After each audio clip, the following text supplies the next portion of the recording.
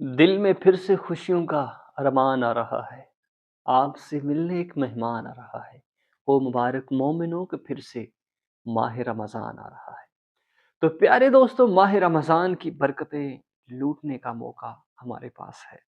اللہ نے آپ کو زندگی دی، اللہ نے آپ کو ہر طرح کی نعمت سے نوازا ہے۔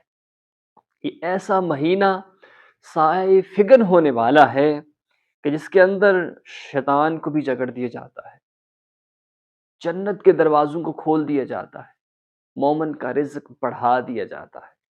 تو دوستان محترم، آپ کے پاس ایک موقع ہے اپنے آپ کو بہتر کرنے کا، اپنے آپ کو اللہ کے قریب کرنے کا، اپنے آپ کو یعنی کہ جس طرح منافع زیادہ ملتا ہے، یہ منافع کمانے والا مہینہ ہے۔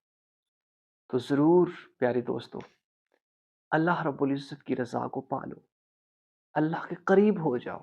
قرآن کی تلاوت، استغفار کی کثرت، درود شریف کی کثرت، اس کے ساتھ ساتھ 24 گھنٹے جتنا بھی وقت ملتا ہے کام کے اندر کاج کے اندر ہے، مصروف رہیے، کام کیجئے ہر طرح کے، لیکن اپنی زبان کو معطر رکھیے ذکر خدا سے، ذکر مصطفیٰ سے۔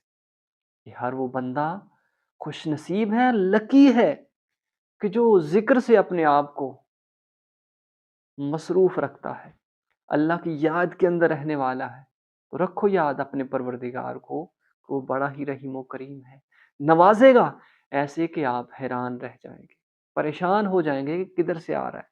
تو ضرور اس ماہ مقدس کا ادب و احترام کیجیے، نیکیاں کمائیے، خوشیاں بانٹیے، اپنے گھر کے جتنے بھی افراد ہیں روزہ رکھنے کی تلقین کریں ان کو، جو بے روزگار ہیں ان تک آپ کے ذمے ہے تبلیغ کرنا، دین اسلام کی باتیں ان تک پہنچانا۔ اگر آپ باشعور ہیں، اللہ نے علم، عقل، شعور دیا ہے، تو ضرور تھوڑا سا وقت تبلیغ کے لیے بھی نکالیے، اور اللہ رب العزت کے جو بتائے ہوئے احکام ہیں ان کو پھیلائیے، خود بھی عمل کیجیے۔ اللہ ہم سب کو نیک اور صالح اعمال کرنے کی توفیق عطا فرمائے۔ شکریہ۔